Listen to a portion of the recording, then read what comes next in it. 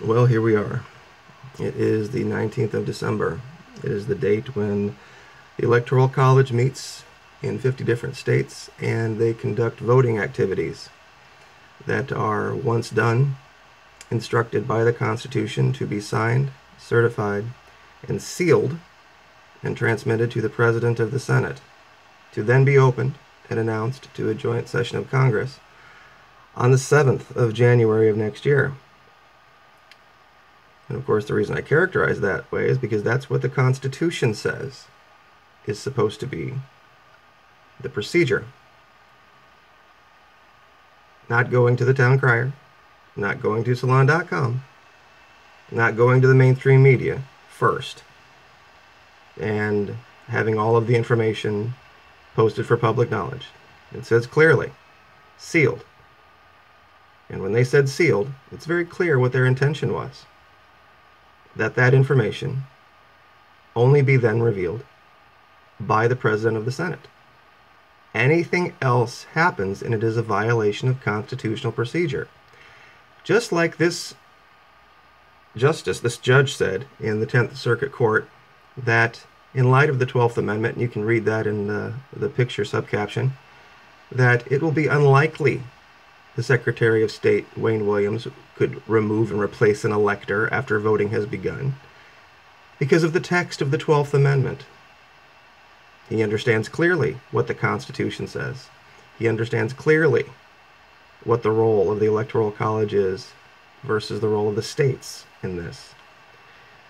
What the people petitioning this court failed to do was give him the argument that he said existed, and he pointed them to it. And it's in the text of Article 2. And if somebody brings it up, and it's still able to be brought up at any time between now and the 7th, about those 29 states that continue to cling to these unconstitutional, coercive, faithless elector laws. I think from the very beginning of making these videos, back on the 1st of November, and actually 2 weeks prior to that when I wrote a piece on Facebook in the notes section about why your vote is meaningless, we've clearly established that electors may act independently and are not slaved to any state result, constitutionally slaved. We've never said here they're going to be able to avoid fines, or they're going to be able to avoid any sanction placed on them by the state. But the state, by doing that, jeopardizes the validity of their own vote in the meeting on the 7th. And that's when these results will be read aloud. And that is the official time in which it will be determined who the president-elect is. Now, I've been thinking about this for a long time, about the Constitution when it was written and what their intention was and the current situation that we have today. And it's come down to basically this. The Constitution says that we have a meeting today. That is the election for president. The choice for president occurs today. The choice for president occurs at no other time than today.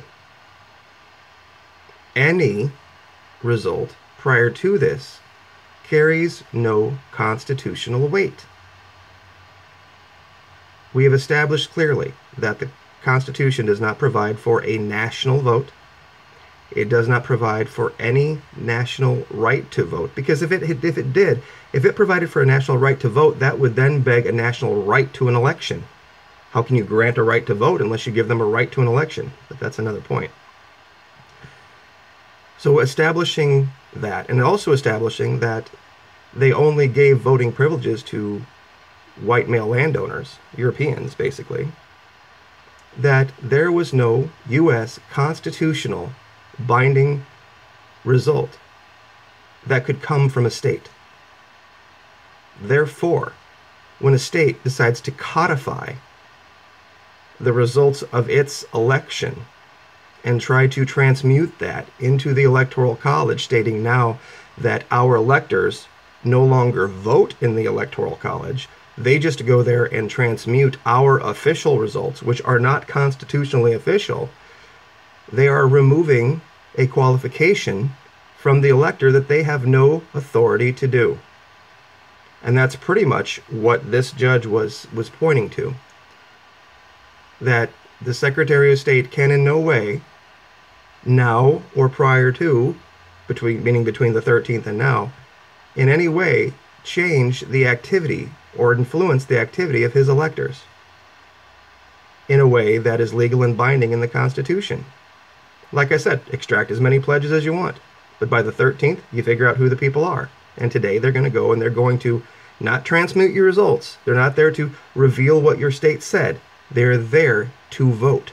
And if you look up the definition of the word vote, it means to choose, to differentiate. And that is why they get a ballot that has multiple names on it now. Everybody says, well, what are you wasting your breath for? The mainstream media has already reported that they have polled these electors and they're going to vote for Donald Trump. Okay, well, number one, have you ever heard of anything called an entrance poll? We hear of exit polls, but never hear of an entrance poll. Do you know why? Because it's illegal to stand in front of a polling place and poll people about who they're going to vote for. After they're done, you can ask them if they would like to complete a survey, but you can't do it before. So the very action of going to these electors and attempting to extract what their intentions are, to me, is voter tampering and could violate all sorts of statutes and laws. And also by attempting to extract the results of the voting and then report it in the mainstream media, when the Article 2 of the Constitution clearly delineates that those results are to be ascertained, signed, certified, and sealed, and sent to the President of the Senate, and only to be opened by him and only on that date in the presence of a joint session of Congress. Anything else that happens violates the Constitution and the sanctity of the vote. So go ahead and believe whatever you want to believe in the media, believe whatever you want to read in the reports about what happens today and its binding conclusion. But mark my words, according to this judge, not me, any interference in this process will be unconstitutional. The mere fact that only 29 states have these laws and 22 others doesn't should point people to how it cannot possibly be constitutional. Because if 29 states are able to, quote-unquote, constitutionally determine who the president is on the 7th of November, and 22 states say that we're not going to do it until the 19th of December when the Constitution says it's the case, how is that any different from, say, a news media organization reporting that a particular vote result has been concluded before the results of the polls have even closed? It's the same thing. So go ahead, alt-right's going to come here, Trump troll's going to come here and, attempt to say whatever they want to say. We're up to 300 blocks and hides, and that's fine. Continue to go ahead and use bully tactics and use filthy language, and YouTube is a wonderful tool. If you want to have a great conversation about a topic and move forward, please come. We'd love to have you. But Trump troll, don't think because you hear something in Fox News today or Rush Limbaugh or anybody else today that that's going to spell the end of these videos. Now, on another topic that I've been asked about too many times for me to ignore anymore, about the titles and the thumbnails.